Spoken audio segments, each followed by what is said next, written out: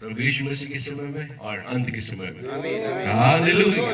एक संदेश हमारे पास आया है पिंडुल के पंखों पर। आमीन। सुबह की सभा के लिए आप सभी की सराहना करता हूं कि आप धीरज के साथ बैठे और हमने प्रभु का संदेश को सुना और फिर से एक बार प्रभु ने अवसर दिया।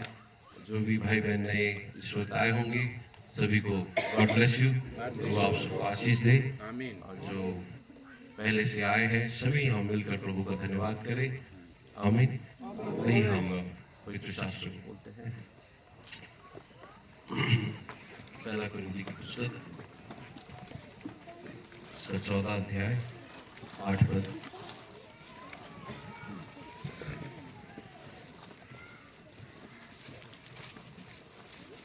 पहला कुरिन्थी की पुस्तक इसका 14 अध्याय और 8 पद हम पढ़ेंगे।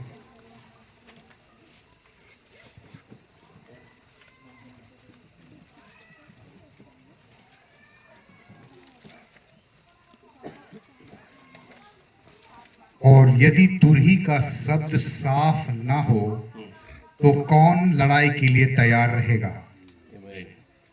उसके बाद हम अगला पद पढ़ते हैं यूहन्ना 10:27 पढ़ेंगे।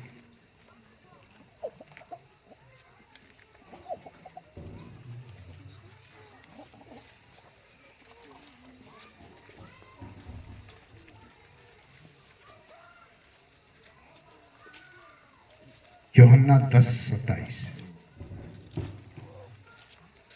मेरी भेड़ें मेरा शब्द सुनती है, मैं उन्हें जानता हूं और वे मेरे पीछे पीछे चलती हैं। मेरी भेड़ें मेरा शब्द सुनती है। आमीन।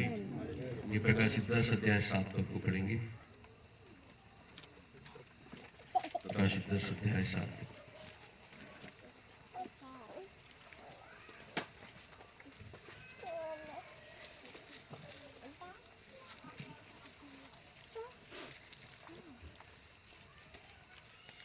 वरन सातवें स्वर्गदूत के तुरही फूंकने पर होने वाले शब्द के दिनों में परमेश्वर का गुप्त मनोरथ उस सुसमाचार के अनुसार जो उसने अपने दास भविष्यवक्ताओं को दिया पूरा होगा। आमीन। पहला थिस्सलुनीकि इसका 4 अध्याय को हम पढ़ेंगे 13 से 17।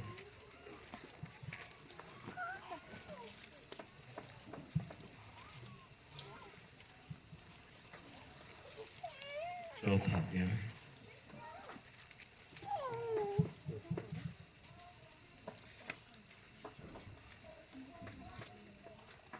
पहला थिस्सलुनीकि 4:13 से 17।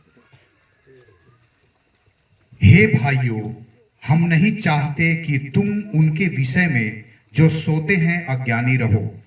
ऐसा ना हो कि तुम दूसरों के समान शोक करो जिन्हें आशा नहीं। क्योंकि यदि हम विश्वास करते हैं कि यीशु मरा और जी भी उठा, तो वैसे ही परमेश्वर उन्हें भी जो यीशु में सो गए हैं उसी के साथ ले आएगा। क्योंकि हम प्रभु के वचन के अनुसार तुमसे यह कहते हैं कि हम जो जीवित हैं और प्रभु के आने तक बचे रहेंगे, सोए हुओं से कभी आगे ना बढ़ेंगे। क्योंकि प्रभु आप ही स्वर्ग से उतरेगा, उस समय ललकार और प्रधान दूत का शब्द सुनाई देगा और परमेश्वर की तुरही फूंकी जाएगी और जो मसीह में मरे हैं वे पहले जी उठेंगे। तब हम जो जीवित और बचे रहेंगे उसके साथ बादलों पर उठा लिए जाएंगे कि हवा में प्रभु से मिले और इस रीति से हम सदा प्रभु के साथ रहेंगे। इस प्रकार इन बातों से एक दूसरे को शांति दिया करो। Hallelujah. Thank you Lord Jesus. हमारे जिंदा खुदा फिर से एक बार प्रभु धन्यवादित कि आपने सुंदर समय दिया और दूर दूर से प्रभु सभी आपके बच्चों को एकत्रित किया। और क्या ही हम प्रभु आनंदित होते हैं जब आपकी महिमा की गीतों को गाते हैं लॉर्ड। आपने इसीलिए हमें सृजा है कि हमारे द्वारा आपकी महिमा हो लॉर्ड। और आज की शाम प्रभु हम उपस्थिति में आते हैं और जैसे प्रार्थना की जा चुकी है कि प्रभु आपके अभिषेक को हम चाहते हैं हर एक को प्रभु कि आप हमसे बातें करें और होने पाए कि तुरही का स्पष्ट शब्द को हम सुनने पाए लॉर्ड। आज की शाम प्रभु हर कोई उस तुरही की आवाज को सुने और उसके पीछे जो संदेश है उस अनुसार अपने जीवनों की तैयारी करें। सारी बातों में प्रभु आपको धन्यवाद देते हैं। इस वचन का खुलासा आप ही कीजिए और इस पर आपके आशीष बनाए रखिए। प्रार्थना प्रभु यीशु मसीह के नाम से मांगते हैं, आमीन। तो बैठ सकते हैं। आमीन। हालेलुया।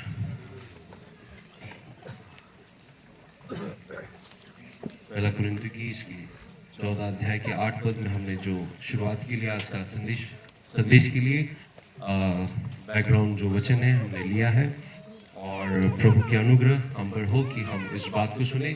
और शुरू से हम यही जहाँ भी जाते हैं, जहाँ भी हम प्रचार सुनते हैं, जो कि कलीसियाओं में से प्रभु ने दुल्हन को बाहर निकाला है, तो हमारा एक ही उद्देश्य है कि हम सभी उसी परमेश्वर के प्रकट किए हुए वचन से पोषित होते हैं।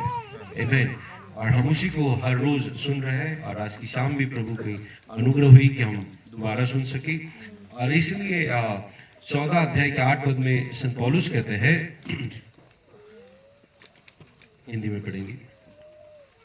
और यदि तुरही का शब्द साफ ना हो, और यदि तुरही का शब्द साफ न हो, तो कौन लड़ाई के लिए तैयारी करेगा? तो कौन लड़ाई के लिए तैयारी करेगा? आमीन। अब हम यहाँ पर देखते हैं, यदि तुरही का शब्द साफ न हो तो कौन लड़ाई के लिए तैयार करे, कैसे तैयार होगा? यानी कि संत पौलुस सैनिकों के बारे में कह रहे हैं, आमीन, जिनको लड़ाई के लिए जाना होता है। और ये लेख, ये जो खत है, उन्होंने कुरिन्थियों की कलीसिया को लिखा है, लेकिन उनको इस बात को समझाना चाह रहे कि यदि तुरही का शब्द स्पष्ट ना हो तो कैसे कोई तैयार होगा लड़ाई के लिए। अब इस बात को समझने के लिए कि सेना के अंदर क्या होता है कि आपने देखा होगा, एक ट्रम्पेट बजाते हैं, आमीन। उनके पास एक ट्रम्पेट होता है, और वो जिसको कि बिगुल कहते हैं हिंदी में, या बिगुल कहते हैं, राइट। और भाई तो आर्मी से ही तो अच्छे से जानते होंगे। तो बिगुल बजाते थे, इसलिए बजाते क्योंकि उसके जरिए एक कमांड सैनिकों को दे सके। और ऐसा होता है कि वो कम्युनिकेशन के लिए होता है, वार्तालाप करने के लिए वो बिगुल बजाई जाती है। जब बिगुल बजाया जाता है या ट्रम्पेट बजाई जाती, तुरही बजाई जाती है, वो तुरही के शब्द को जब सुनते हैं सैनिक, तो उसमें से वो आवाज सुनने के बाद उनके लिए एक संदेश होता है, आमीन। और संत पौलुस क्या कहते हैं, यदि तुरही साफ स्पष्ट शब्द ना दे तो वो लड़ाई के लिए कैसे तैयार हो सकते हैं, आमीन। इसलिए जो तुरही बजाने वाला है उसे चाहिए कि स्पष्ट शब्दों से, आमीन। और बिगुल को ही क्यों इस्तेमाल किया जाता है? क्योंकि बिगुल का आवाज जो है साफ, स्पष्ट, क्लियर और तेज आवाज होता है। तो सैनिकों के लिए जहां पर अगर कोई मनुष्य अगर बात करके कमांड देने के लिए, जब युद्ध भूमि में बहुत आवाजें चलती है तो उस वक्त कठिन होगा उनके लिए। तो जब अगर बिगुल होगा तो बिगुल जब बजाएगा, एक तरीके से बजाएगा, तो सैनिक अपने आप वो संदेश को समझ जाएंगे कि हमारा कप्तान क्या कहना चाह रहा है। हालेलुया। और संत पौलुस शायद आत्मिक सैनिकों को तैयार करने के लिए कह रहे हैं, अगर एक तुरही स्पष्ट शब्द ना दे तो कैसे लड़ाई के लिए तैयार हो सकते हैं, आमीन। और इसलिए चाहिए कि हम तुरही की आवाज को सुनने के लिए प्रशिक्षित हो, आमीन। जैसे सैनिकों को भर्ती किया जाता है, तो सेना में भर्ती करने के बाद उन्हें ट्रेनिंग दी जाती है। हर कोई बिगुल का शब्द को नहीं समझ पाता, उन्हें ट्रेनिंग दी जाती है कि जिस प्रकार से बिगुल बजाया जाता है, जैसे सुबह दिन की शुरुआत होती है तो बिगुल का एक अलग आवाज होगा, ये बताने के लिए कि दिन की शुरुआत हो चुकी है। तो सुबह भोर में वो कप्तान है, वो बिगुल जो वादक होगा वो बिगुल बजाएगा, और कहीं बाहर खड़ा होकर बजाएगा, और उसकी आवाज सब सैनिकों तक पहुंचेगी, और उन्हें पता चल जाएगा कि अभी उठना है, अब काफी सो लिया, अब हमें उठना है, आमीन। और जब दिन खत्म होता है तो उस वक्त भी वो बिगुल को बजाता है, उस इस प्रकार से बजाता है कि उसको सुनने के बाद सैनिकों को पता चलता है अब सूर्यास्त हुआ है, अब हमें फिर से अपने कैंप की ओर लौटना है। हालेलुया। और लड़ाई के लिए जब जाना है तो एक अलग तरीके की आवाज होगी, और इसको बजाने के लिए वो बिगुल वादक होता है, उसे प्रशिक्षित किया जाता है, आमीन, कि एक किस्म का वो बिगुल को बजाए जिससे कि सैनिक समझ सके कि ये आवाज क्या कह रही है हमसे, आमीन। और इसलिए प्रभु यीशु मसीह ने हमारे लिए ऐसा प्रेम किया कि अंतिम दिनों में हमारे लिए भविष्यद्वक्ता को भेजा, और उस भविष्यद्वक्ता के जरिए एक संदेश हमारे लिए मिला, और वो संदेश ने हमें कलीसियाओं में से दुल्हन को बाहर निकाला है, आमीन। और इसलिए उसने हमारे लिए संदेश दिया, और हमें चाहिए कि हम प्रशिक्षित हो ताकि वो बिगुल वादक ने जो बिगुल बजाया, जो तुरही बजाई है, वरन सातवें दूत के शब्द देने के दिनों में जब वो तुरही फूकने पर होगा, हालेलुया, तो हम जो सैनिक है, जो परमेश्वर की सेना में है, हम इंग्लिश में गीत गाते हैं, onward Christian soldiers marching as to war, मतलब हम मसीह के सैनिक हैं और युद्ध के लिए आगे बढ़ रहे हैं, मार्च कर रहे हैं, हालेलुया, कदम ताल करते हुए आगे बढ़ रहे हैं। तो हमें चाहिए कि हम उस बिगुल की आवाज को भली बात समझें, आमीन। अगर वो अस्पष्ट आवाज देती है तो हमें समझ में नहीं आएगा और सेना में कंफ्यूजन होगा कि बिगुल क्या बजा रहा, हमें करना क्या है, और लोग कंफ्यूज हो गए। ऐसी कंफ्यूज सेना को लेकर युद्ध में नहीं जा सकते, आमीन। सेना को ऑर्डर्स फॉलो करने के लिए सिखाया जाता है, अनुशासन में रखा जाता है कि आपके बिगुल वादक का आपको ऑर्डर्स को फॉलो करना है, आपका जो कप्तान है उस कप्तान के ऑर्डर्स को फॉलो करना है। और जो सैनिक होते हैं उनके पास एक ही बात सिखाई जाती है कि आपको डिसिप्लिन में रहना है, अनुशासन में रहना है और ऑर्डर्स को फॉलो करने हैं। ऑर्डर्स जब कप्तान आपको देगा तो आपको यस सर कहना है, जब ऑर्डर्स आपको ऊपर से आएंगे तो आपको आमीन ही कहना है, आपको हर एक वचन के लिए हाँ और आमीन कहना है, क्योंकि आपको इसलिए इस सेना में रखा है, आमीन। आपको इसलिए ऑर्डर्स उस कप्तान ने दिए कि आप उसको समझे, आमीन। इसलिए कलीसिया के लोग उस आवाज को, तुरही की आवाज को नहीं समझ पा रहे, लेकिन पृथ्वी पर ऐसे भी कुछ लोग हैं कि उस तुरही की आवाज को स्पष्टता से समझ रहे हैं। और जो सातवां दूत है, प्रकाशित 10 अध्याय के 7वें पद में ही पाया जाता है, वरन सातवें दूत के शब्द देने के दिनों में 10:27 में हमने पढ़ा, मेरी भेड़ें मेरा शब्द सुनती है, आमीन। और वो किसी अनजान के पीछे नहीं जाती, और उसकी भेड़ें भी, देखिए भेड़ों को भी ट्रेनिंग किया जाता है कि जो चरवा है उसी की आवाज को सुने, वो किसी और की आवाज के पीछे नहीं चलेगी। लेकिन चरवाहे किस प्रकार से, एक अलग तरीके से हो सकता है कोई चरवा सीटी बजा के बुलाए तो सब कोई आ जाए, या हो सकता है एक अलग तरीके की आवाज करे और भेड़ उस आवाज को पहचानती है कि ये मेरे चरवाहे की आवाज है, हालेलुया। मेरी भेड़ें मेरा शब्द सुनती है। और सातवें दूत के शब्द देने के दिनों में जब वो तुरही फूकने पर होगा तो उसके पास एक तुरही दी गई थी, आमीन। हम पुराने नियम में देखते हैं कि सीनै पर्वत पर जब यहोवा परमेश्वर उतर आने से पहले निर्गमन 19 में पढ़ते कि इतनी अधिक तुरही की आवाज तेज हुई, इतनी तुरही बजाती गई कि परमेश्वर स्वयं सीनै पर्वत पर नीचे उतर कर आए, हालेलुया। और हम आगे को देखते हैं कि यहोशू जब यरीहो शहर पर चढ़ाई करने के लिए गया तो वहां पर लोगों ने ललकार लगाई, जोर से चिल्लाए और वहां पर तुरही बजा रहे थे। 7 दिन उन्होंने केवल चक्कर लगाए और 7वां दिन 7 बार चक्कर लगाए। और वहां पर बाइबल में पढ़ने मिलता है कि जोर से वो चिल्लाए, आमीन, ललकार दिए और उसके बाद तुरही बजी और यरीहो शहर की दीवार नीचे गिर गई, हालेलुया।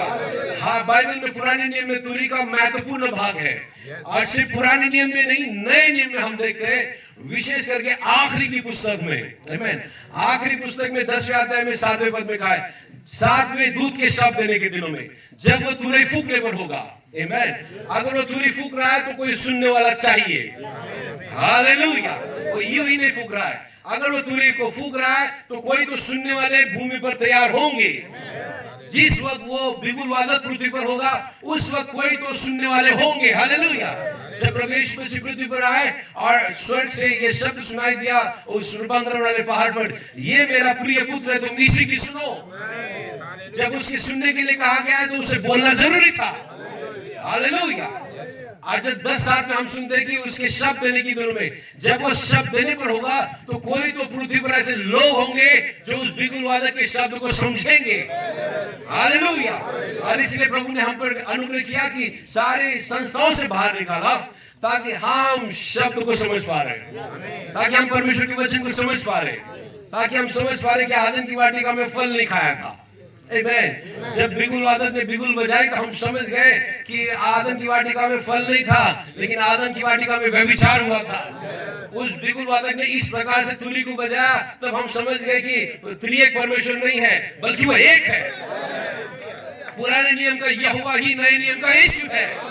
हमने उसकी कमांड को समझ लिया, क्योंकि जब वो बोलने के लिए सातवें दूत के शब्द देने के दिनों में जब वो पृथ्वी पर होगा तो पृथ्वी पर कोई लोग होंगे जो उसकी बिगुल वादक के शब्द को समझेंगे, हालेलुया। और उन्होंने समझ लिया कि हाँ, ये त्रिएक परमेश्वर नहीं है, परमेश्वर तीन नहीं है, बल्कि परमेश्वर एक है। वही पुराने नियम का यहोवा ही नए नियम का यीशु है, और नए नियम का यीशु है। यीशु ही हमारे दिनों में पवित्र आत्मा है। हालेलुया। इसलिए बिगुल वादक को एक आदेश दिया गया था। अब क्या होता है कि बिगुल बजाने वाला होता है, उसके ऊपर एक चीफ कैप्टन होता है। चीफ कैप्टन मुख्य कप्तान होता है। आमीन। और इब्रानी में हम देखते हैं कि हमारा उद्धार का कप्तान प्रभु यीशु मसीह है। हालेलुया। और देखिए, उद्धार का कप्तान प्रभु यीशु मसीह जो कि यहोशू है। हालेलुया। और वो ऑर्डर देता है, जब उसने आदेश दिए तो वहां पर बिगुल वादक होता है। कप्तान बिगुल नहीं बजा रहा है, लेकिन कप्तान ने किसी को रखा है, और कप्तान जब ऑर्डर देता है, हो सकता है उसने कहा होगा कि सेना को आगे ले जाओ, अब हमें लड़ाई करनी है, चढ़ाई करनी है, तो उसकी आदेश को बिगुल वादक समझ के एक किस्म की बिगुल को बजाता है कि अब हमें युद्ध के लिए आगे बढ़ना है। और जब बिगुल वादक बिगुल बजाता है, तुरही को बजाता है, तो सेना उस संदेश को समझ लेती है। उस बिगुल के अंदर से एक संदेश उनके लिए आता है, और वो संदेश को सुनकर वो सेना आगे को कदम ताल करते हुए बढ़ती है। तो एक चीफ कप्तान है जो कि हमारा प्रभु यीशु मसीह, इब्रानी में संत पौलुस कहते हैं, जो उद्धार का कप्तान है। आमीन। प्रभु यीशु मसीह। उसके बाद एक बिगुल वादक है जो बिगुल बजा रहा है, जो तुरी बजा रहा है, और उसके बाद तीसरा सेना है। आमीन। फिर से प्रकाशित 10:1, प्रकाशित 10:7 और प्रकाशित 8-11। हालेलुया। आमीन। एक चीफ कप्तान खड़ा है, भाई बहना से कहता है, एक तुरी अस्पष्ट शब्द नहीं देती। 1963 का संदेश है, मोरों के खुलने से पहले, और कहते हैं कि हमें उस तुरी की आवाज को जानना चाहिए। आमीन। सामान्य लोगों के लिए वो तुरी की आवाज कोई मतलब नहीं होगा। उन्हें लगेगा कि हाँ, ये कोई ट्रम्पेट बज रहा है, इसका क्या मीनिंग है, वो नहीं जानते, लेकिन सैनिक जानते हैं इसका क्या मीनिंग है। हालेलुया। और इसलिए वो ऑर्डर देता है, और बिगुल वादक उसके ऑर्डर को सुनता है, उसके आदेशों को सुनता है, और उसके अनुसार बिगुल को बजाता है, और बिगुल को सेना सुनती है, और उसके अनुसार समझती है कि हमारे जाने का समय आ चुका है। अब अपने अपने तंबुओं को उठाओ यहाँ से। हालेलुया। अब हमें आगे को बढ़ना है। कब तक आप यहीं पर रुके रहोगे? यहोशू ने कहा, आपको देश दे दिया है, जाकर ले लो। हालेलुया। कब तक तुम यहाँ पर पड़े रहोगे? आमीन। अब हमारे यहाँ से जाने का समय आ चुका है। प्रकाशित 10:1 जो बलिदूत है, जो मुख्य कप्तान है, चीफ कैप्टन है, उसने आदेश दिया। हालेलुया। जब वो पृथ्वी पर उतर आया तो उसके हाथ में खुली हुई पुस्तक थी। हालेलुया। और जिसमें कि 7 मोहरों से बंद एक संदेश था। वो नीचे आया और उसने कमांड दिया। हालेलुया। जब वो बादलों में आया, जो 7 दूत थे, 7 दूत के बीच में बलिदूत था, उसने क्या किया? पृथ्वी के बिगुल वादक को ऊपर उठा लिया। हालेलुया। उस 7वें दूत को ऊपर उठा लिया, और ऊपर उठाकर अपने आदेशों को उसे दे दिया। आमीन। और वो फिर नीचे आता है और सीधे उसे कहा कि जबरदस्ती में जाकर मोहरों का प्रचार कर। बिगुल वादक अपने से आदेश नहीं दे रहा है, वो जो आदेश उसे मिल रहे हैं उसी आदेशों को सेना को देता है। आमीन। और क्या आप विश्वास करते हैं कि आप एक महान सेना है? आमीन। हालेलुया। भविष्यवक्ता ने कहा है, यदि कलीसिया को, आमीन, he knows that if the people gets a true revelation, शैतान जानता है।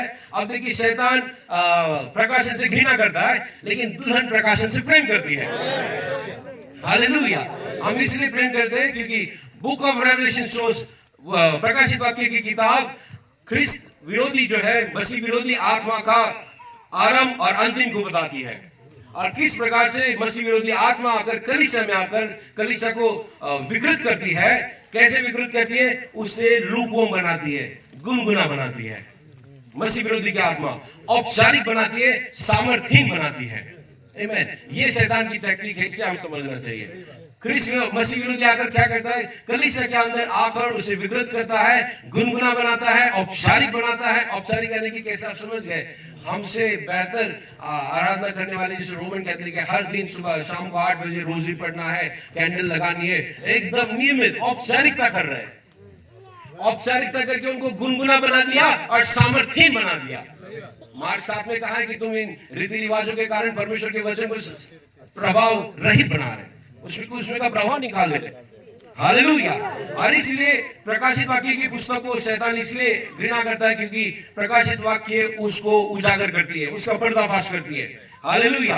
और इसलिए शैतान जानता है यदि लोगों को सच्ची कलीसिया का सच्चा प्रकाशन मिल जाए, true elaboration of the true church, सच्ची कलीसिया का सच्चा प्रकाशन यदि लोगों को मिल जाए और दुल्हन वो कौन है इस बात को समझ जाए और किस लिए वो इस पृथ्वी पर रखी गई है, तो वो यूहन्ना 14:12 के मुताबिक बड़े बड़े काम करेगी। हालेलुया। और दूसरा, वो एक अजय सेना होगी। तो हम कौन है? हम एक परमेश्वर की सेना है। भाई ब्रैनम ने दुल्हन को एक सेना के रूप में देखा है, और कैसी सेना? जो यहोशू के समान, जो कभी हारी नहीं है। हालेलुया। तो इसलिए कमांड जो है वो कप्तान दे रहा है, और कमांड मिलने के बाद बिगुल वादक केवल वैसे ही बजा रहा है जैसे वहां से सुना है। आमीन। इसलिए तो उनके शब्दों में था, प्रकाशित 10:7 के शब्दों में था, यहोवा यूं फरमाता है। उन्होंने कभी नहीं कहा ब्रैनम यूं फरमाता है, और ना हम कभी कहते कि भाई ब्रैनम यूं फरमाता है, हम कहते यहोवा यूं फरमाता है। आमीन। क्योंकि यहाँ पे चीफ कप्तान है जो आदेश दे रहा है, और बिगुल वादक केवल उतना ही बजा रहा है जितना वहां से बताया है। इसलिए कई प्रश्नों के उत्तर जब भाई ब्रैनम से पूछे गए तो कहते हैं कि मेरे पास इसका जवाब नहीं है। सही बात। आमीन। उन्होंने कोई भी जवाब नहीं दिया। उन्होंने कहा इसके लिए मेरे पास कोई वचन नहीं है, कोई जवाब नहीं है, माफी चाहूंगा। आमीन। क्योंकि वो उतना ही बोलते थे जितना पिता मुझे दिखाता है मैं उतना ही काम करता हूँ। आमीन। ये 2000 साल पहले ये ऐसी मधुरता थी, समन्वय था पुत्र और पिता के बीच में, वही अब दुल्हन और परमेश्वर के बीच में होगा। हम वही करेंगे जो वहां से आदेश मिलता है। हालेलुया। इसलिए भाई ब्रैनम ने वही किया जो वहां से आदेश मिला, और जितना आदेश मिला उतना तुरही को बजाया, क्योंकि उनका काम ही था 7वें दूत के तुरही के होने वाले शब्द के दिनों में एक तुरही को लेकर आए। अब तुरही को आप देखिए या बिगुल को देखिए, निर्जीव वस्तु है। निर्जीव वस्तु है, लेकिन उसको अगर सही ढंग से उसके अंदर सांस फूकी जाए, अगर उसके अंदर सांस फूकी जाए तो वो भी एक आवाज निकालती है, एक स्पष्ट शब्द को निकालती है। हालेलुया। हम भी ऐसे पढ़े हुए थे कि हमारे अंदर कोई जान नहीं थी, हम मृत दिशा में पड़े हुए थे, लेकिन जब यूहन्ना में पढ़ते कि यीशु मसीह ने उन पर सांस फूकी और कहा लो पवित्र आत्मा। हालेलुया। वो एलोहिम ने फिर से हमारे अंदर सांस फूकी और हम अब जीवित हो गए। आमीन। जैसे कि उसने उत्पत्ति में आदम के अंदर सांस फूकी और आदम जीवधारी प्राणी हो गया। आमीन। जब आज के समय में सब कलीसिया मृत दशा में पड़ी हुई है, परमेश्वर ने अपनी दुल्हन के अंदर अपनी सांस को फूका। हालेलुया। अब हम देखते हैं निर्जीव चीज है, जो बिगुल होता है निर्जीव चीज है, लेकिन उसके अंदर सांस फूकता है बिगुल वादक, तो एक मधुर आवाज निकलती है, एक आदेश निकलता है, और उस आदेश को सेना फॉलो करती है। हालेलुया। हमें इसलिए बनाया है आमीन कि हम अपने आप को प्रशिक्षित करें कि हम बिगुल वादक की जो बिगुल से निकलने वाली आवाज, तुरही की आवाज को सुने, और सुनने के बाद सिर्फ बैठे नहीं, लेकिन उस संदेश को समझे कि वो क्या कह रहा है, और उसके अनुसार अपनी तैयारी भी करें। क्योंकि आजकल में लिखा गया है कि पहरुए को कहा गया था, हे पहरुए जब तू शत्रु को आते हुए देखे, और पहरुए का जगह कहाँ होता था? याजकेल भी परमेश्वर का भविष्यवक्ता था, मनुष्य का पुत्र था, और यहोवा की ओर से आदेश याजकेल के पास आता था, लेकिन उसका स्थान उस गांव के अंदर एक वॉच टावर बनाया जाता था, उसके ऊपर खड़ा होता था। इसलिए सब कोई याजकेल नहीं बन सकते, सब कोई पहरुआ नहीं बन सकते। परमेश्वर ने एक ही को ठहराया था जो सरहद पर, हालेलुया, ऊंचे स्थान पर रखा गया था। ऐसे ऊंचे स्थान पर था कि होने वाली बातों को देखकर उसे बताया कि ऐसी भी कार आने वाली है जिसमें कोई स्टीयरिंग नहीं होगी, वो अंधे के आकार में होगी। हालेलुया। ऐसा भी दिन आने वाला है कि अमेरिका में एक महिला राष्ट्रपति होगी, या फिर एक कलीसिया होगी जो राज करेगी। क्या था? वो एक ऊंचे स्थान पर खड़ा था और दूर से देख रहा था। शत्रु जो है वो वचन धर्म के रूप में कलीसिया में घुस कर आ रहा है, उसने ऊपर से देख लिया, और शत्रु सफेद घुड़सवार पर सफेद कपड़ा पहन के आ रहा था। सबने सोच लिया पहली मोहर मसीह है, लेकिन ये पहरुआ ऊंची जगह पर था। हालेलुया। गांव में एक ऊंची जगह बनाई थी, ऊंचा टावर था, उस टावर पर खड़ा होकर उसने दूरबीन से देखा, और ये सफेद कपड़ा तो पहना है, सफेद घोड़ा भी लेकर आया है, लेकिन ये मसीह विरोधी है, ये एंटी क्राइस्ट है। हालेलुया। क्योंकि परमेश्वर ने उस पहरुए को चुना था, और जिसे भी पहरुआ बना दे उसके आंखों की दृष्टि साफ होनी चाहिए। एक आंख में कम व्यक्ति को पहलवान नहीं बना सकते। उसकी दृष्टि साफ होनी चाहिए। आमीन। उसकी दृष्टि तो उकाब की दृष्टि होनी चाहिए कि जितना ऊंचा जाएगा उतना ही गहरा देखेगा, जितना ऊंचा जाएगा उतना ही छोटी चीजों को देखेगा। हालेलुया। और उस पैरों को रखा था, और पैरों को अगर रात के समय, उस समय तो घड़ियां नहीं थी, कैसे समय पता चलेगा? तो लोग पैरुए से पूछते थे, पैरुए रात का क्या समाचार है, कितना बजे? और पैरुआ देख के बता सकता था अब तो प्रभु का आगमन बहुत ही नजदीक है। हालेलुया। सारी बातें पूरी हो चुकी है, प्रभु का आगमन नजदीक है। उस पैरे ने वहां पर खड़े रह के ऊंचे शब्द से चिल्लाया। हालेलुया। उसके हाथ में एक बिगुल दिया गया था, और जब वो बिगुल को बजाया तो आज हमें उस आवाज को सुनकर अपनी तैयारी करनी है कि आप कुछ नहीं बचा है, आप सिर्फ दुल्हन का यहाँ से उठा लिया जाना है। हालेलुया। लेकिन याजकेल की पुस्तक में देखते हैं, अगर उस शहर के लोगों ने आवाज को सुना और सुनने के बाद भी थोड़ी गहरी निद्रा में अगर सोना पसंद किया, जैसे कि पहला तिमोथी 5 में हम पढ़ते हैं, 4 में प्रभु का आगमन बताता है और 5 में कहता है कि वो चोर की नहीं आने वाला है। 4 और 5 दोनों साथ में देखिए किस प्रकार से एक ही पन्ने पर है। भाई ब्रह्म कहते हैं कि ज्योग्राफिकली कितना सटीक वो अध्याय लिखा गया है। 4 में दुल्हन को लेने के लिए आना, कैसा आने वाला, 5 में कहता है चोर की नहीं आने। हम रात की संतान नहीं, हम दिन की संतान है, इसलिए हम सोते न रहे लेकिन हम जागते रहे, क्योंकि उसके आने का समय हो चुका है। आमीन। और इसलिए जब लोग सुनते थे और सुनने के बाद यदि वो तैयारी नहीं करे, युद्ध के लिए अपने हथियार नहीं उठाए और शत्रु अगर उस शहर में आ जाए, तो उसके बाद क्या होगा? उनका खून उन्हीं के माथे पर होगा। आमीन। पहलुओं ने क्या किया? पहलुओं ने मैसेज दे दिया। आमीन। 7 कलीसिया को प्रचार कर दिया, दानियल के 70 सप्ताह प्रचार कर दिया, 7 मोहरे प्रचार कर दिए। अब प्रचार करने के बाद तुरी को फूका। अब हम जो सेना है, आमीन, अजय सेना है, हमने उस तुरी की आवाज को सुना है। अब सुनने के बाद हमारे ऊपर डिपेंड करता है कि हम जागरूक रहे या सोते रहे। हालेलुया। तुरी अगर स्पष्ट शब्द है तो कौन लड़ाई के लिए तैयार हो सकता है? लेकिन अंतिम दिनों में 7वें दूत के द्वारा स्पष्ट शब्द मिला है। हालेलुया। इतना स्पष्ट था कि उसने सीधे सीधे कहा यहोवा यूं फरमाता है, उसमें कोई बीच में नहीं था, सीधा यहोवा कह रहा है। हालेलुया। इतनी स्पष्टता से संदेश हमारे पास आया है। आमीन। क्योंकि ये कोई थियोलॉजी कॉलेज से नहीं आया, ये सीधे महिमा के शासन से आया हुआ संदेश। हालेलुया। क्योंकि उसकी अपनी पत्नी को तैयार करने के लिए था, और अपनी पत्नी की तैयारी की जिम्मेदारी वो किसी ऐरे गहरे पर न देता, वो तो एलियाजर को ही चुनता जो कि उसका विश्वासु सेवक था, अपने घर में सबसे विश्वासु था। इसलिए उसने कहा एलियाजर मैं तुझे जिम्मेदारी देता हूँ, मेरे बेटे के लिए एक अच्छी दुल्हन को चुन कर लाना, क्योंकि जानता था एलियाजर किसी भी स्त्री को उठा कर नहीं लाएगा, वो तो उसमें चरित्र को देखेगा। हालेलुया। और चरित्र के लिए सिद्ध मनुष्य का ढील दिया गया है, 7 गुण दिए हैं। हालेलुया। और उसने शायद रिबका में देखा होगा कि शायद ये 7 गुण दिखाई देते हैं कि नहीं। आमीन। और रिबका के अंदर वो विश्वास भी था। आमीन। जब रिबका से पूछा गया क्या तू इस व्यक्ति के साथ जाने के लिए तैयार है? हाँ मैं जाने के लिए तैयार हूं। आमीन। ये रिबका भी वहां जाने के लिए सोचेगी नहीं क्या मैं जाने के लिए तैयार हूं। आमीन। क्योंकि हम गीत गाते ये संसार मेरा घर नहीं है। आमीन। और इसलिए उसने ये जिम्मेदारी एलियाजर के पास दी थी। और एलियाजर ने क्या किया? एक प्रभु का सच्चा सेवक क्या करता है? एलियाजर ने जब रिबका को अपने पिता के घर से बाहर निकाला, अपने संप्रदाय से बाहर निकाला, संस्थागत कलीसिया से और सारे समाज से बाहर निकाला, तो रास्ते भर में ऊंटों पर बिठाकर एलियाजर अपने स्वामी के बारे में बता रहा है। आमीन। मेरा स्वामी तो बहुत अच्छा है। आमीन। उसके पास इतने रहने की स्थान है। आमीन। वो बहुत ही दया से भरा हुआ है, वो अनुग्रह में धनी है। आमीन। अपने स्वामी के बारे में बता रहा है। एलियाजर ने कभी भी अपने बारे में रिबका को नहीं बताया। एलियाजर ने क्या किया? 7वें दूत ने सिर्फ और सिर्फ उसके बारे में बताया। हालेलुया। इसलिए उसने कहा सामर्थ्य परमेश्वर तुम्हारे बीच में बेपर्दा हो गया।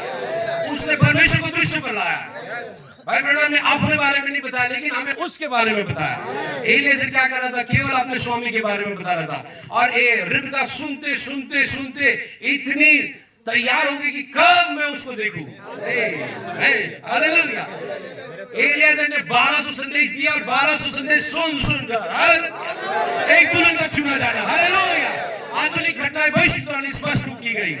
7 कलीसिया काल, 7 मोहरे और ये संदेश सुनकर रिबका इतनी तैयार होगी कब मैं जाकर उससे मिलूं। हालेलुया। क्योंकि एक सच्चा स्वामी क्या करता है, सेवक अपने स्वामी के बारे में ही बात करता है। और मैं भी चाहता हूँ कि मैं प्रभु का एक सच्चा सेवक बन सकूं और अपने स्वामी के बारे में ही बात करूं। इसलिए मेरी कोशिश है कि मैं सिर्फ प्रॉफिट के बारे में प्रचार करूं, जो इस समय का दूत है, ना कि अपने बारे में। हालेलुया। और मुझे आशा है, विश्वास है कि सारे सेवक यही करेंगे। आमीन। जो एलियाजर ने किया, अपने स्वामी के बारे में बातें की, और रिबका इतनी उतावली हो गई, इतनी खुश हुई कि कब मैं जाकर अपने स्वामी से मिलूंगी। हालेलुया। और ऐसे एलियाजर को प्रभु ने अंत के दिनों में हमारे लिए भेजा है। आमीन। क्या आनंदित है। सारे संप्रदाय से निकालने के लिए उसने एक एलियाजर को भेजा, विश्वासियों के दास को भेजा। और वो जानता था, इतने हम कई बार सोचते कि भाई ब्रैनम के अंदर इतनी सामर्थ्य थी, और काश हम भी किसी को हाथ रखे, हम भी किसी की मन की बातों को पढ़े। ऐसा हम भी चाहते हैं कि नहीं, काश प्रभु हम नहीं। प्रभु उसी के पास सामर्थ्य देता है जो सामर्थ्य को नियंत्रण में रखना जानता है। अब भाई ब्रैनम जानते थे, सामर्थ्य का कभी गलत उपयोग नहीं किया उन्होंने। एक समय ऐसा आया था कि जवान लड़का और लड़की उनकी सभा में गलत हरकतें कर रहे थे। उनको एक बार चेतावनी दी, दूसरी बार दी कि ठीक से बैठिए, और अधिक करने लगे। और आवाज है कि तू जो बोलेगा वही होगा। अगर भविष्यवक्ता कहते हैं कि ये दोनों इसी वक्त आने हो जाए, तो उसी वक्त आने हो जाए। या कहते कि ये दोनों की इसी वक्त मौत हो, तो वहीं पे मौत होती। लेकिन वो तलवार को इस्तेमाल करना जानता था, कहाँ इस्तेमाल करना। उसने कहा, मैं तुम्हें क्षमा करता हूँ। आमीन। इसलिए सामर्थ अपने, भाई ब्रैनम ने कहा, जो पावर होता है, शक्ति होती है, वो हमें अपने आप पर काबू करने के लिए है, किसी और को कंट्रोल करने के लिए नहीं है। किसी और को आपको नियंत्रण करना है तो एक चीज है, प्रेम। हालेलुया। सामर्थ की जरूरत ही नहीं है। उस प्रेम के जरिए भाई ब्रैनम ने रेडा को नियंत्रण में लाया, जिसने इससे पहले ही एक व्यक्ति को खत्म किया था। इसलिए भाई ब्रैनम कहते हैं 11वीं आज्ञा प्रेम। आमीन। आपके अंदर क्या राज करता है, भय या प्रेम? आप किसी को जीतना चाहते हैं तो आपके लिए प्रेम काफी है, आपको सामर्थ्य की जरूरत नहीं है। सामर्थ्य तो खुद पर काबू पाने के लिए है। हालेलुया। इसलिए परमेश्वर ने उन्हीं के ऊपर ऐसे अद्भुत सामर्थ्य दी थी, क्योंकि जानते थे कि उसे कैसे यूज करना है। हालेलुया। और इसलिए प्रभु ने एक विश्वासियों के दास को चुना, जो कि एक बिगुल बजाने में जानता था कि उसके आदेश क्या है। और इसलिए प्रभु ने उनको ट्रेनिंग भी दी। उम्र की 7 साल से ट्रेनिंग मिली। हालेलुया। उम्र की 7 साल से प्रशिक्षण मिला कि जब पानी लेने जाते थे पिताजी के व्यवसाय के लिए, तो वहां पर आंधी जैसा सब सुनाई देता था। डर कर माँ के पास जाते थे, माँ ये क्या है मेरे पास? जब भी जाता हूँ मुझे ऐसा सब सुनाई देता है। कोई व्यक्ति है क्या पेड़ के पीछे जो मुझसे बातें करता है? प्रभु क्या कर रहा था? बिगुल वादक को प्रशिक्षण दे रहा था। उम्र की 7 साल से प्रशिक्षण दे रहा था। हालेलुया। और इतना वो परमेश्वर के शब्द को और उसकी उपस्थिति को पहचानने लगे कि जब सभा में खड़े होते थे और बताते थे कलीसिया, अब वो यहाँ पर खड़ा है, अब वो हमारे बीच में खड़ा है, अब वो मेरे दाहिनी ओर खड़ा है। क्या ही प्रभु ने उससे प्रेम किया कि इतना अपना अद्भुत प्रकाशन उन पर ले लिया, जो किसी नबियों पर आज तक नहीं उंडेला गया था। किसी नबियों पर नहीं उंडेला, क्योंकि उत्पत्ति से लेके अब तक ये प्रकाशन गुप्त था। दानियल ने जानना चाहा, दानियल को पता नहीं चला। यूहन्ना ने देखा, लिखना चाहा, उसे रोक लिया। लेकिन भाई ब्रैनम को पूरी रीति से प्रकट कर दिया। आमीन। ताकि ये किसके लिए किया? उनके लिए नहीं किया, ये दुल्हन की तैयारी के लिए किया। क्योंकि इस भेदों के जरिए जो सामर्थ्य है, वो दुल्हन को तैयार करेगी और एक दिन देह को बदलेगी। आमीन। हालेलुया। क्योंकि जो अल्फा था वही ओमेगा हो गया है। मैं प्रथम और अंतिम हूँ। हालेलुया। मैं अल्फा और ओमेगा हूँ। अल्फा प्रभु यीशु मसीह 2000 साल पहले, वही दुल्हन के अंदर अब ओमेगा में है। इसलिए तो हम कहते हैं इब्रानी 13:8, यीशु मसीह कल, आज और युगानु। हालेलुया। आमीन। इसलिए हम भी अपने आप को प्रशिक्षित करें कि हम बिगुल वादक ने जब बिगुल बजाई है, संदेश दिया है, उसको हम सुने और सुनने के बाद समझे कि आप खड़ी कौन सी है। आमीन। भाई ब्रैनम प्रचार में कहते थे 3 मिनट बचे हैं। जब साइंटिस्टों ने बताया था 1945 में कि इस दुनिया का नाश होने के लिए 3 मिनट बचे हैं, 180 सेकेंड। अब तब से लेकर अब तक साइंटिस्ट ने जनवरी में ही उस घड़ी को दोबारा घुमाया और बताया कि अब 89 79 कितना 89 79 ना 79 सेकंड बचे हुए 89 89 90 में ही कम। पिछले साल 90 सेकंड थे, शायद आपने प्रचार में सुना भी, मैं सब जगह बता दूंगा। अब 89 सेकंड बचे हुए, उनके हिसाब से 89 सेकंड है, क्योंकि जो युद्ध हो रहे हैं संसार में कहीं भी स्पष्टता नहीं है। अगर राजनीति को देखते हैं, युद्ध हो रहे, महामारियां हो रही है राज्य राज्य में, मेडिकल फील्ड में देखिए, हॉस्पिटल में इलाज कराने जाते हैं और आप ही को लूटने के लिए डॉक्टर देखता है कि इस पेशेंट को कैसे मैं लूटूं। कहीं पर भी स्पष्टता नहीं है, स्पष्टता सिर्फ परमेश्वर के वचन में है, अंतिम समय के संदेश के द्वारा। हालेलुया। इसलिए परमेश्वर ने हमारे लिए एक नबी को भेजा और उसके द्वारा संदेश भेजा। अब हमें ट्रेनिंग दी है कि हम उसके शब्द को सुने। जब उसने तुरी फूकी है तो वो तुरी क्या कहती है, उस तुरी के शब्द को हमें सुनना है। और जब हम सुन रहे, सुनने के बाद हमें समझना है कि तुरी हमसे क्या कह रही है। उसने कहा कि प्रभु का आगमन नजदीक है, आमीन, बहुत ही करीब आया है। तो इस संदेश को सुनने के बाद हम हरकत में आए, क्योंकि हम उसकी सेना है, आमीन। और हमें सिर्फ इसलिए बनाया कि उसके सिर्फ ऑर्डर्स को फॉलो करना है, वो जो हमें आदेश देता है उस आदेशों का पालन करना है, आमीन। इसलिए हमें परमेश्वर ने इस प्रकार से ट्रेनिंग दी है कि हम उस तुरी की आवाज को सुने और समझ जाए कि वो क्या कहना चाहता है। इसलिए यहाँ पर भी 3 जन दिखाई देते हैं। एक है मुख्य कप्तान, उसके बाद है बिगुल वादक, और उसके बाद है सेना, आमीन। प्रकाशित 10 से एक बलिदूत, उसके बाद जो बिगुल बजाने वाला है एलियाजर है, 7वां दूत है, और उसके बाद सेना है जो कि मसीह की दुल्हन है। हर चीज 3 में सिद्ध होती है, पिता पुत्र पवित्र आत्मा, हालेलुया। हम भी 3 कमरे में रहते हैं, शरीर आत्मा प्राण, हालेलुया। परमेश्वर में आने के लिए भी आपको नियोजित ठहराना और पवित्रीकरण और पवित्र आत्मा का बपतिस्मा के द्वारा ही मसीह में आना होता है। हर चीज 3 में सिद्ध करता है, हालेलुया। और यहाँ भी देखिए 3 बातें हैं, आमीन। और परमेश्वर का ये नियम है, हर चीज गणित से भी देखेंगे तो सिद्ध है, आमीन। परमेश्वर ने यहोशू से भी कहा था, जो यहोशू महान कप्तान था, कप्तान के ऑर्डर लेके चल रहा था यहोशू पहले अध्याय में, तो उसे कहा था जिस भूमि पर तू कदम रखेगा वो भूमि तेरी होगी। और कदम रखना क्या दिखाता है, अधिकार को दिखाता है, उस जगह का अधिकारी तुम होंगे। यीशु मसीह भी जब आए, आपने पढ़ा होगा मत्ती के अंदर 9 अध्याय में शायद, जब वो प्रचार कर रहे थे तो इस तरह से कर रहे थे, शास्त्री और फरीसी ने कहा ऐसे बात करता है, ऐसे प्रचार कर रहे थे जैसे कि उनके पास अधिकार है। आपने पढ़ा होगा, ऐसे प्रचार कर रहे थे जैसे उनके पास अधिकार है, हालेलुया, क्योंकि पिता की ओर से उन्हें अधिकार दिया गया। जब नबी प्रचार करते थे ऐसे प्रचार करते थे जैसे उनके पास अधिकार है, क्योंकि जिस भूमि पर कदम रखेगा वो भूमि तेरी होगी। कदम रखना क्या दिखाता है, अधिकार को लेना, आमीन। वो भूमि तुम्हारी है, आमीन। और इसलिए सारी प्रतिज्ञा हम सुबह सुन रहे थे हमारी है, चेक पर साइन कर दिया है, आमीन।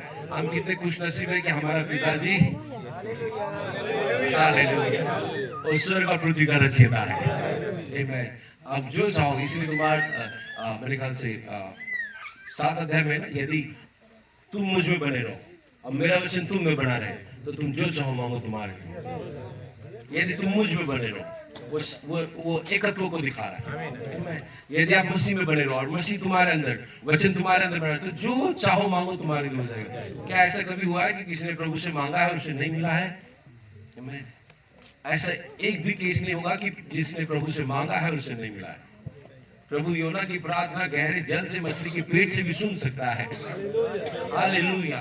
हमारी प्रार्थना क्यों नहीं सुनेगा, आमीन। और इसलिए कलीसिया को आप किसी और की आवाज नहीं सुने। कलीसिया को भाई ब्रैनम के संदेश के द्वारा उसने हमें प्रशिक्षण दिया है कि हम सिर्फ उसी आवाज को सुने, उसी तुरी का शब्द को सुने। अच्छा, ऐसा भी है कि उस तुरी की शब्द और उस तुरी की आवाज के अलावा बहुत से नामधारी कलीसिया है जो अपना भोपू बजा रहे हैं, आमीन। अपना भोपू बजा रहे हैं और बहुत से लोग उसको सुन रहे हैं, लेकिन हमें प्रशिक्षण मिला है, हमें ट्रेनिंग मिली है 7वें दूत के द्वारा कि हम और किसी की आवाज नहीं सुनेंगे, सिर्फ वही आवाज सुनेंगे जो अंतिम दिन में दुल्हन के लिए परमेश्वर की आवाज है, हालेलुया। और इसलिए उन्होंने संदेश प्रचार किया, अंतिम दिन में परमेश्वर की आवाज, आमीन। क्योंकि दुल्हन और किसी की आवाज नहीं सुनती समझती, वो सिर्फ अपने दूल्हे की आवाज जानती है, इसलिए कलीसियाओं का भोपू नहीं सुनना है, हमें तुरी को सुनना है। ये मैं नहीं कह रहा हूं, ये आपके भविष्यवक्ता कह रहे हैं। आमीन। क्योंकि बहुत से कलीसिया अपना साउंड बजा रहे, मेथोडिस्ट अपना स्पीकर बजा रहे, और लूथरन अपना स्पीकर बजा रहे, अन्य कलीसिया अपना स्पीकर बजा रहे, और एंड टाइम मैसेज में भी ऐसी कई कलीसिया है जो अपना अपना भोपू बजा रहे। हमें किसी और का नहीं सुनना है, हमें ट्रेनिंग मिली है कि हम सिर्फ उसी का सुने जो सातवां दूत कहता है, क्योंकि उसे सीधे कप्तान से ऑर्डर मिले हैं। आमीन, हालेलुया, हालेलुया। उसे कप्तान से ऑर्डर मिला और इसलिए उसने तुरी को उसी प्रकार से बजाया जैसे बजाना चाहिए था, क्योंकि उसी प्रकार से बजाया ताकि दुल्हन समझ सके कि मेरा घर जाने का समय आ चुका है, अब मेरे लिए दूल्हा मध्य आकाश में आने वाला है। हालेलुया। क्या यह आनंदित है? इसलिए दूसरी किसी आवाज को दुल्हन नहीं सुनेगी। भेड़े किसी अजनबी का शब्द सुनकर उसे उनके पीछे नहीं जाती है। 10:27 मेरी भेड़े मेरा शब्द सुनकर, क्योंकि भेड़े अपने चरवाहे के शब्द की जानती है। हालेलुया। और 7वें दूत के शब्द देने के दिनों में, आमीन, जब वो शब्द देने पर होगा तो हम क्या करेंगे? हम तैयार होंगे। अच्छा, ये तुरी महत्वपूर्ण क्यों है? अब हम संदेश के अगले भाग को देखेंगे। अगर हम तुरी की आवाज को हम विश्वास करते हैं, आप और हम, क्या हम तुरी की आवाज को भली भांति समझ रहे हैं? क्या हम हाथों को उठाकर आमीन कहेंगे? हालेलुया। 7वें दूत के द्वारा फूकी गई तुरी के शब्द को हम भली भांति समझ रहे हैं, और जो समझ रहे हैं वो आशीषित है। क्योंकि ये महत्वपूर्ण इसलिए है क्योंकि बाकी कलीसियाओं को ट्रेनिंग ही नहीं दी गई है, वो भोपू की आवाज सुन रहे, लेकिन दुल्हन, हालेलुया, दुल्हन ट्रम्पेट की आवाज सुन रही है। और ये ट्रम्पेट, ये जो बिगुल है या फिर तुरी है, ये महत्वपूर्ण क्यों है? आइए हम पहला दूसरी 4:16 में पढ़ेंगे। आमीन।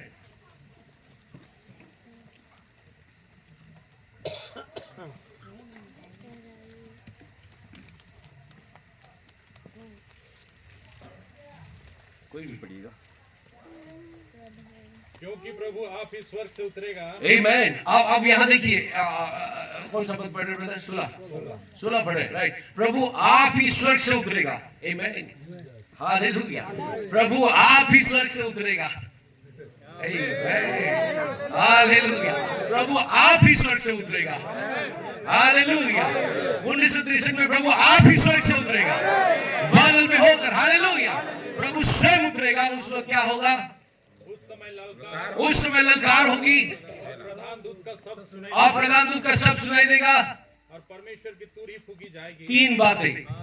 उस समय ललकार होगी। हालेलुया। सारी बातें 3 में सिद्ध होती है। ललकार होगी, प्रधान दूत का शब्द होगा, और तुरी की आवाज होगी जब प्रभु स्वयं आसमान से उतरेगा। हालेलुया। इसीलिए तो प्रभु ने एक तुरी वादक को भेजा, एक बिगुल वादक को भेजा, ताकि दुल्हन जान सके कि ये तुरी क्या कह रही है।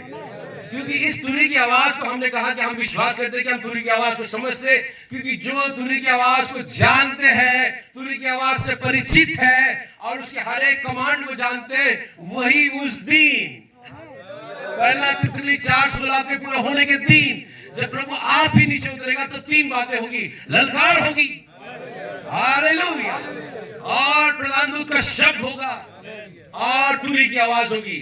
तो जब वहां तुरी बजेगी तो हम पहले से, हमें ट्रेनिंग मिल चुकी है। हालेलुया। क्योंकि तुरी की आवाज बजने के बाद ही तुरी हमें क्या बताएगी? आप बता रही थी कि उसके आने का समय निकट है, और उस समय जब तुरी बजेगी तो तुरी में एक साउंड होगा, संदेश होगा कि आप बादलों में विवाह के भोज के लिए, मेमने की विवाह के भोज के जाने के लिए हम तैयार हो जाए। तुरी किस लिए थी? पुराने नियम में तुरी सभा को बुलाने के लिए होती थी।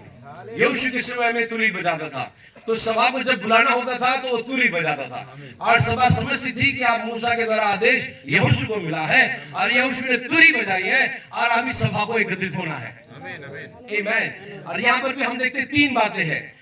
स्वर्गवाणी संदेश में नबी बताते, पहली बात थी कि एक ललकार थी, और ललकार क्या था? ललकार नबी का संदेश था। आमीन। जब प्रभु, अब 16 में हमने क्या पढ़ा? प्रभु आप ही स्वर्ग से उतरेगा। आप ही जब स्वर्ग से उतरेगा तब ये 3 बातें घटित होनी है। तो पहली बात घटित हो चुकी है। क्या है? संदेश हमारे पास आया। ललकार उसका संदेश है। शाउट, 152 पैराग्राफ स्वर्ग संदेश रैप्चर में से बता रहा हूं मैं। Shout, a messenger getting the people ready. ललकार क्या थी? कि संदेशवाहक लोगों को तैयार कर रहा था। आमीन। वो बिगुल बजाकर, ललकार देकर लोगों को तैयार कर रहा था अपने मैसेज के द्वारा। Second is a voice of the resurrection. दूसरी बात पुनरुत्थान की आवाज है, जो हमने सुना कि प्रधान दूत का शब्द है, पुनरुत्थान का शब्द होगा, यह दूसरी बात है। वही बात यूहन्ना 11 अध्याय 38 से 44 तक हम पढ़ेंगे। ये वही शब्द है। आमीन। यूहन्ना 11 अध्याय। यीशु मन में फिर बहुत ही उदास होकर कब्र पर आया। अब ये जो बातें हैं आप सब इससे परिचित है। ये लाजर के कब्र के बाहर की घटना है। आमीन। ये यीशु वहां पर मन में काफी दुखी होकर कब्र के पास आए। वह एक गुफा थी, वह एक गुफा थी और एक पत्थर उस पर रखा था। एक पत्थर रखा गया था। यीशु ने कहा, पत्थर हटाओ। यीशु ने कहा, पत्थर हटाओ।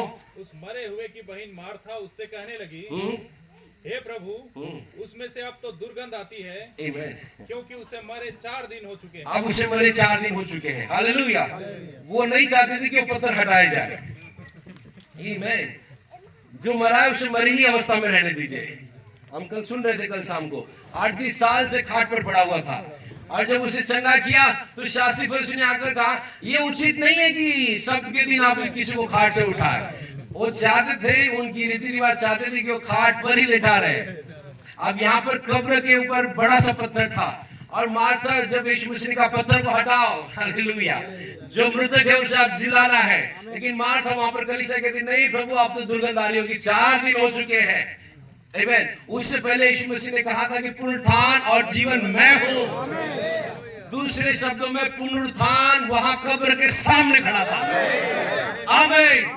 पुनरुत्थान कब्र के सामने खड़ा था। ये वही पुनरुत्थान जो था जो यायर नाम की लड़की के घर गया था। यायर की लड़की के सामने खड़ा था। अब जहां पुनरुत्थान खड़ा है वहां मौत रह नहीं सकती। हालेलुया। दोनों में से एक कोई रहना होगा। हालेलुया। तो इसलिए जहां पुनरुत्थान है वहां मौत नहीं है। और मैं तुमसे सच सच कहता हूं, 5:24, जो मेरा वचन सुनकर मेरे भेजने वाले पर प्रतिज्ञा करता है, आनंद जीवन उसका है, मृत्यु से पार होकर जीवन में प्रवेश कर चुका है। आमीन। हालेलुया।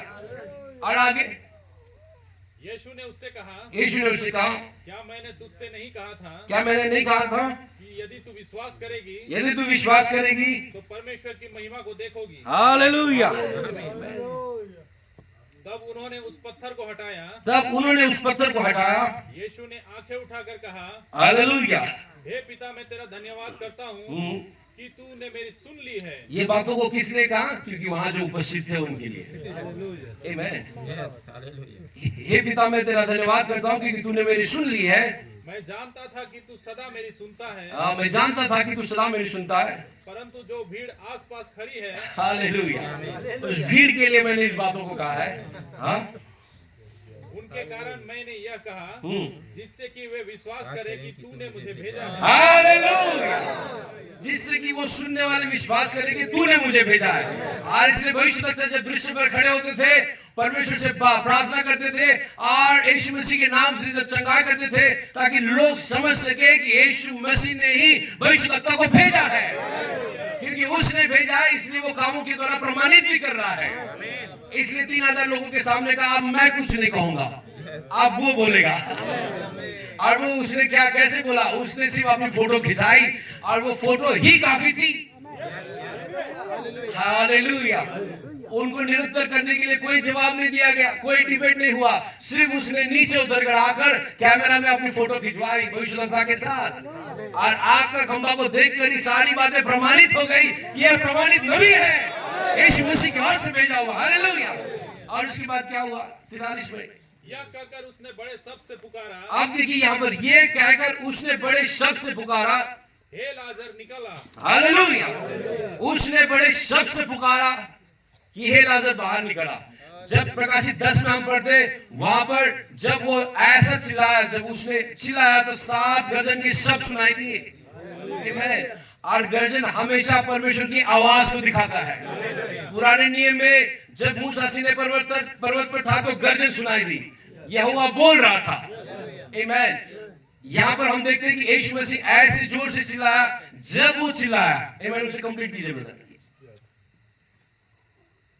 यह 43। कहकर उसने बड़े शब्द से पुकारा, हे लाजर निकला।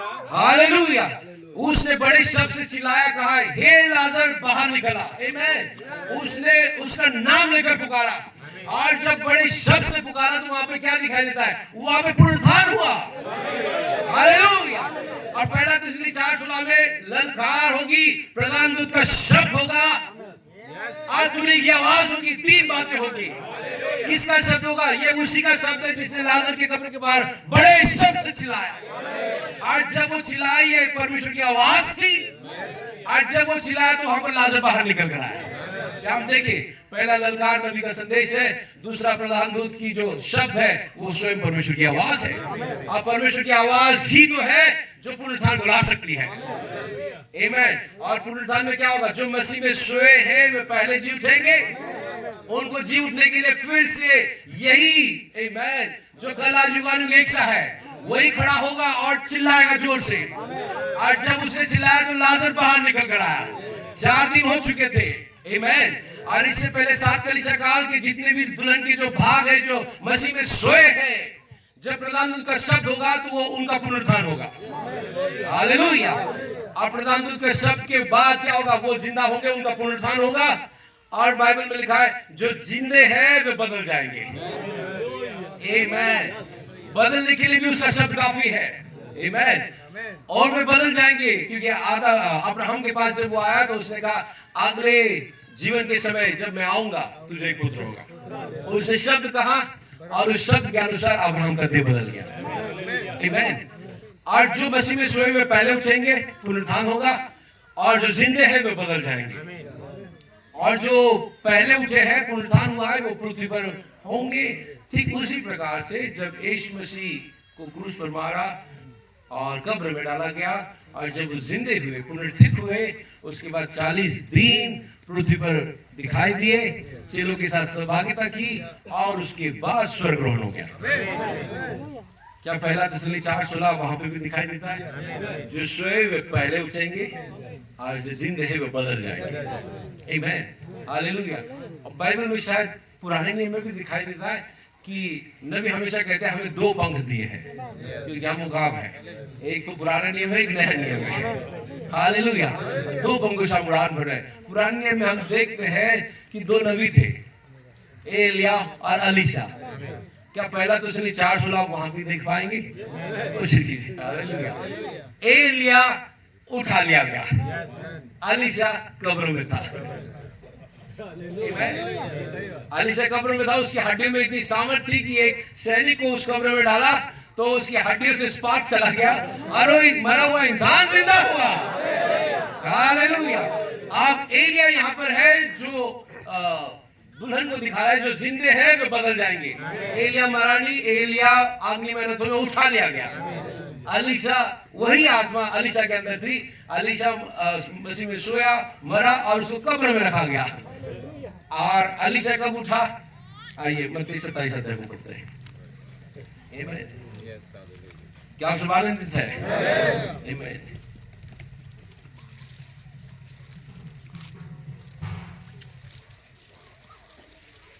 पहला पुनरुत्थान हम यहाँ पर देखते हैं 27 अध्याय 45 से हम पढ़ेंगे। दोपहर से लेकर तीसरे पहर तक, दोपहर से लेकर तीसरे पहर तक उस सारे देश में अंधेरा छाया रहा। हाँ। तीसरे पहर के निकट यीशु ने बड़े शब्द से पुकार कर कहा, आमीन। हालेलुया। क्या आपने पकड़ा? यूहन्ना 11:43-44 वहां पर भी क्या था? बड़े शब्द से पुकार कर। 24 का 45 में भी क्या कहते हैं? यीशु ने बड़े शब्द से पुकारा। जब भी वो पुकारता है, आमीन, जब भी वो प्रधान दूत का शब्द होता है वह पुनरुत्थान होता है।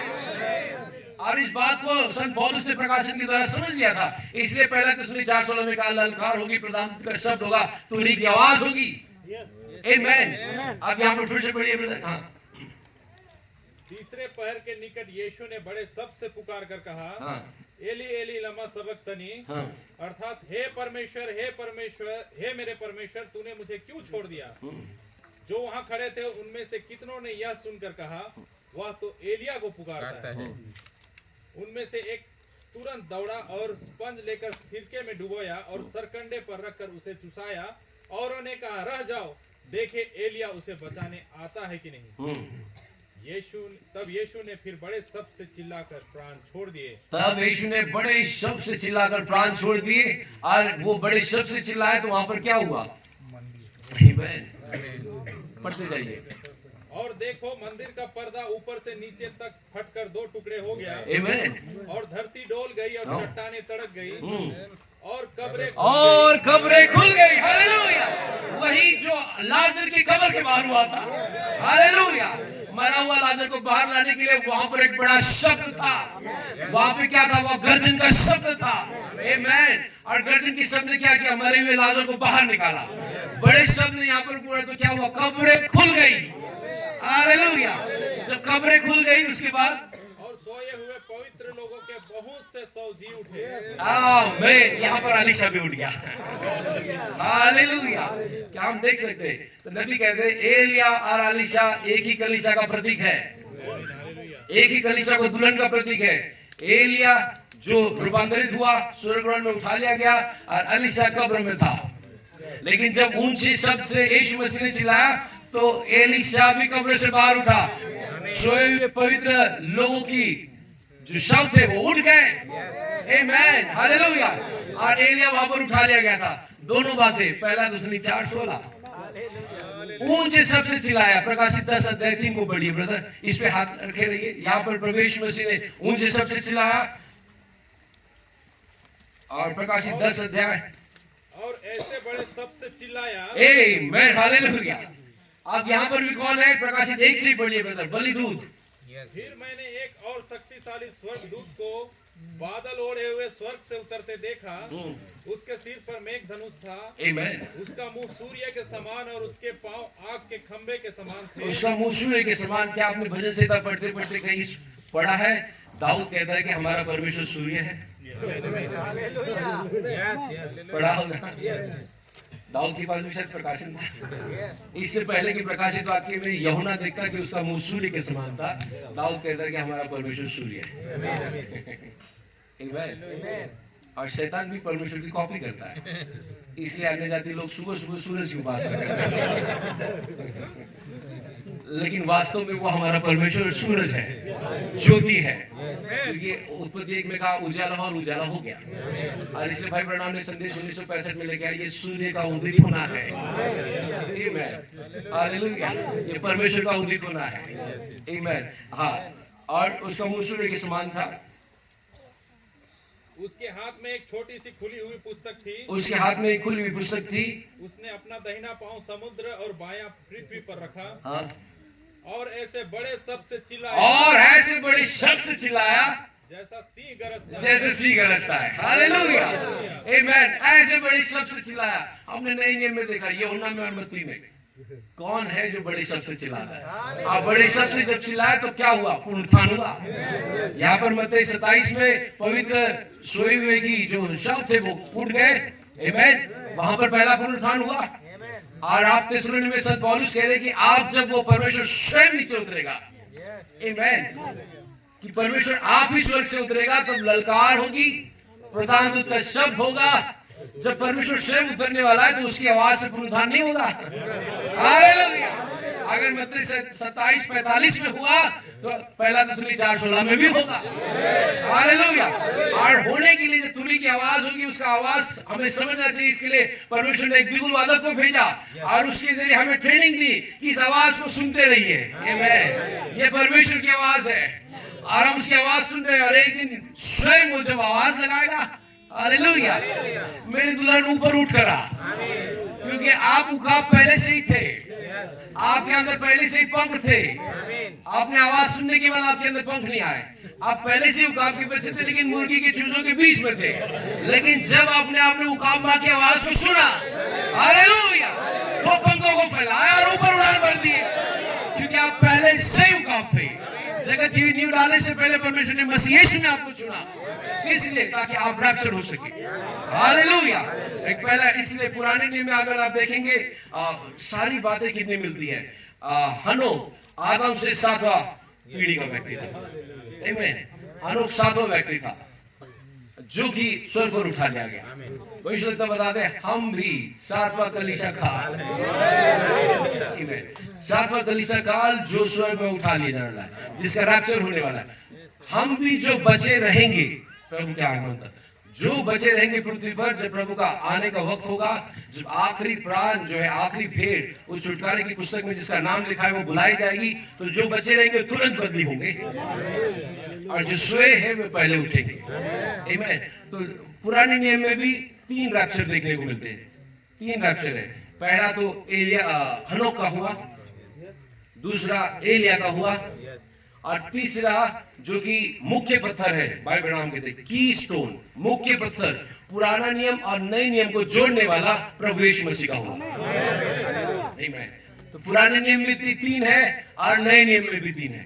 नए नियम में हम देखते हैं पहला पुनरुत्थान ऑलरेडी रैप्चर हो गया मत्ती 27:45 में, दूसरा पहला तिमोथी 4:16 के मुताबिक अब होने वाला है, और तीसरा प्रकाशित 11 अध्याय के 2 भविष्यवक्ता का रैप्चर होगा।